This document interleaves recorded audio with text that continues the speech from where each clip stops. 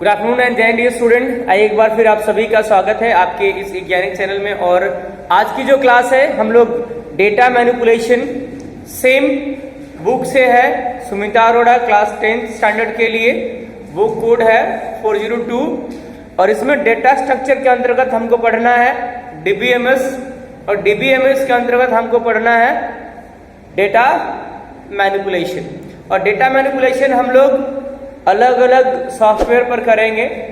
जैसे डीबीएमएस के लिए हम लोग यूज करेंगे तो यहाँ पर हम लोग यूज करने वाले हैं MS Access, MySQL, Oracle and SQL। तो यूज करने से पहले, प्रैक्टिकली करने से पहले कैसे मैनिपुलेट होता है डेटा, थ्योरेटिकली हम लोग आगे सीखने वाले हैं। तो आगे बढ़ने से पहले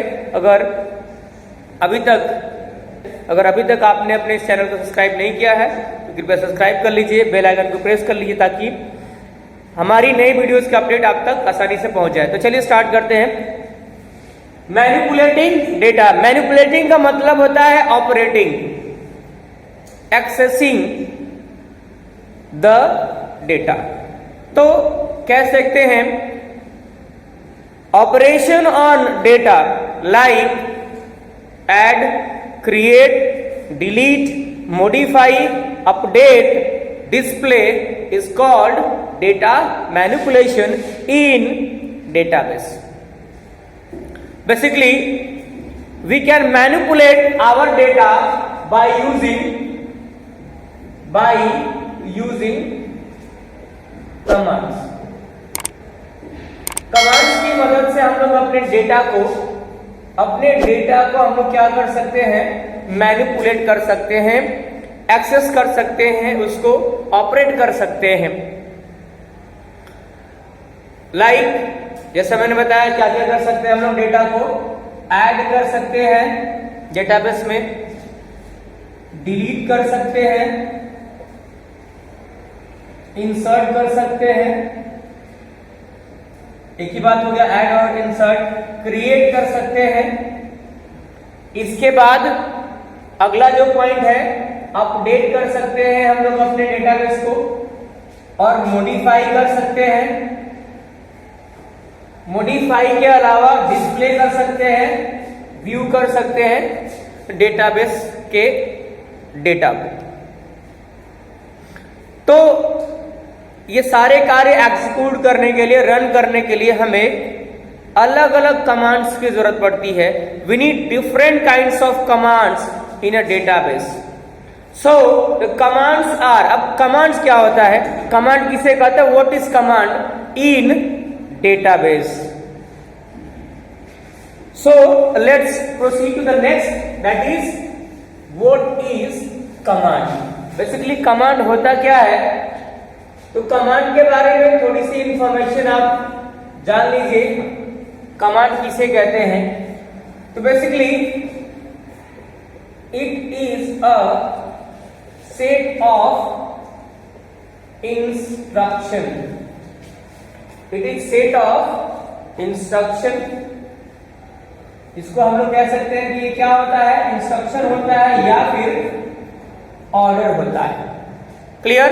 क्या होता है, ये सेट ऑफ इंस्ट्रक्शन होता है। कमांड जैसे जब आपका स्कूल में असेंबली होती है तो आपको इंस्ट्रक्शन दिए जाते हैं, आपको कमांड दिए जाते हैं। कमांड दिया जाता है, क्या दिया जाता है, स्कूल स्टडीज अटेंशन, तो आप सावधान हो जाते हैं। उसी प्रकार से यहां भी डेटाबेस में स्टेटमेंट को, डेटा को एग्जीक्यूट करने के लिए हमें कमांड देने पड़ते हैं और उसी कमांड को हम लोग क्या कहते हैं, इंस्ट्रक्शन कहते हैं। तो जितने भी डेटा पर प्रोसेसिंग करनी होती है वो सारे कमांड के जरिए करना होता है।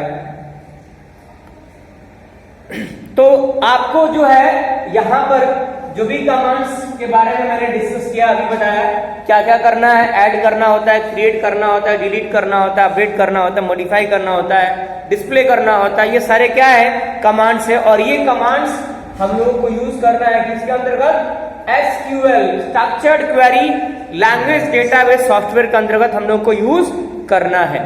ठीक है, तो आइए आगे बढ़ते हैं। इट इज अ स्टैंडर्ड, क्या है, कमांड्स की बात कर रहे हैं हम लोग। It is a standard language कौन SQL for relational database management system. It is used to communicate with database. ये एसक्यूएल के जितने भी कमांड्स हैं जो भी आपने यहां पर बताया आपको, डिलीट, तो बेसिकली डिलीट के लिए हम लोग ड्रॉप यूज करते हैं, डिलीट भी यूज करते हैं। तो जितने भी कमांड्स हैं वो एक्सेस के या एसक्यूएल के डेटाबेस के साथ कम्युनिकेट करते हैं और कम्युनिकेट करके ऑपरेशन स्टार्ट करते हैं।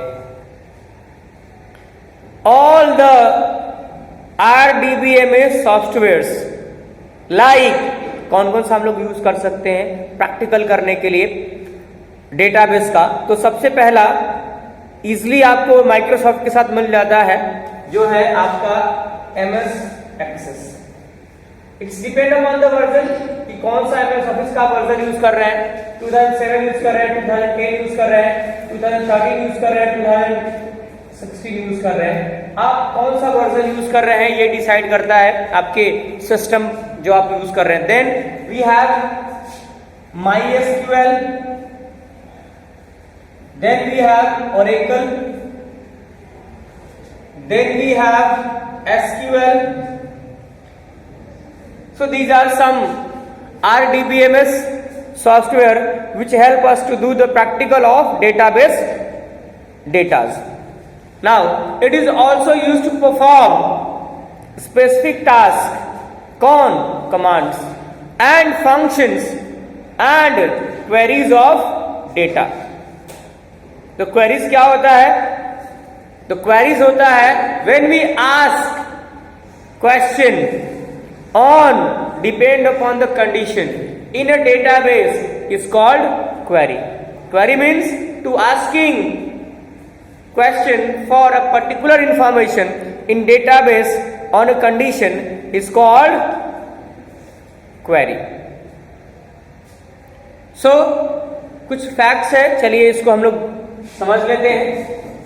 और फैक्ट्स क्या है? फैक्ट्स है एसक्यूएल अलाउज, एसक्यूएल भी अलाउ करता है आपको, अलाउज क्वेरी। क्यों क्वेरी अलाउज करता है?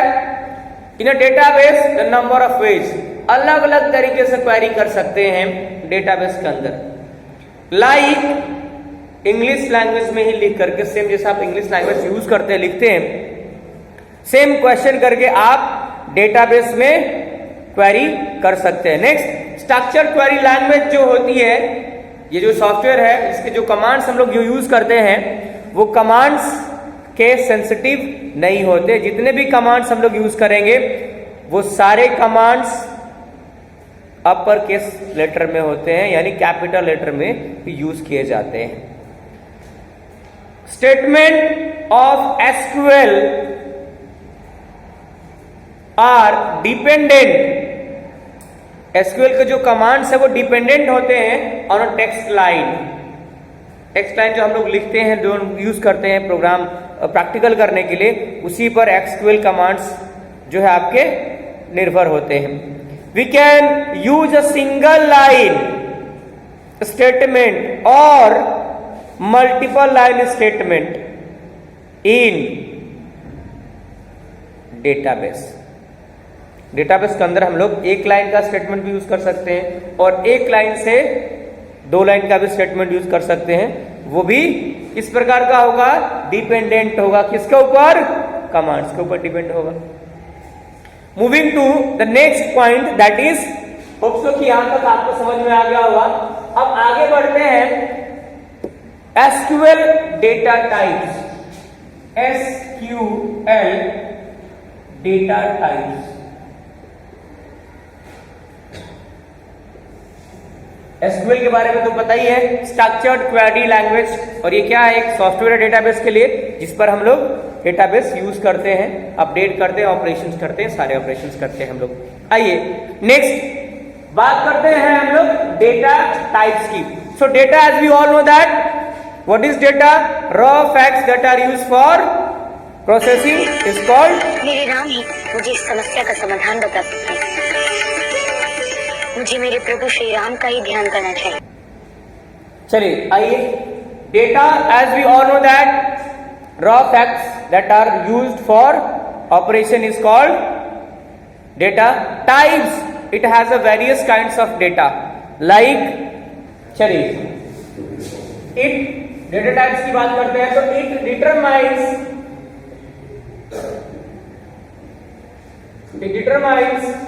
The value stored in a field, कि किस प्रकार की वैल्यू एक फील्ड में स्टोर होता है, यही डिटरमाइन करता है, यही बताता है डेटा टाइप, कि किस प्रकार का डेटा हमने फील्ड में रखा है, यही दर्शाता है डेटा टाइप. तो डेटा टाइप कई तरीके के होते हैं. तो सबसे पहला डेटा टाइप हम लोग देखने वाले हैं एसक्यूएल के अंतर्गत, that is binary data type.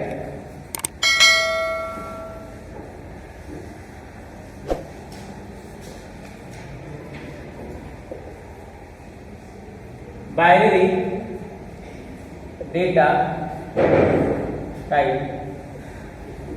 तो बाइनरी डेटा टाइप क्या है, कैसे यूज होता है? Okay, so let's discuss again binary data type. So it is of 3 types. कौन कौन सा है? बाइनरी डेटा टाइप है, उसके बाद से बाइनरी डेटा टाइप,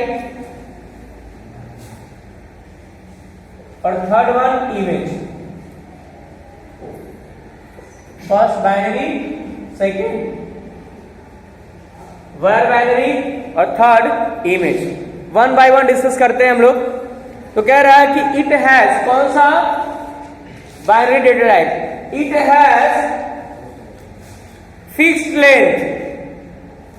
इसमें जो हम लोग डेटा स्टोर करेंगे इस डेटा टाइप के अंतर्गत किसी भी फील्ड में, तो इसमें जो लेंथ है वो मैक्सिमम फिक्स्ड है. कितनी है? तो the maximum fixed length is 8000 bytes.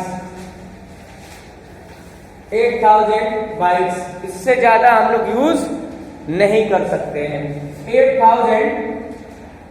8000 bytes कर सकते हैं, इससे ज्यादा हम लोग यूज नहीं कर सकते.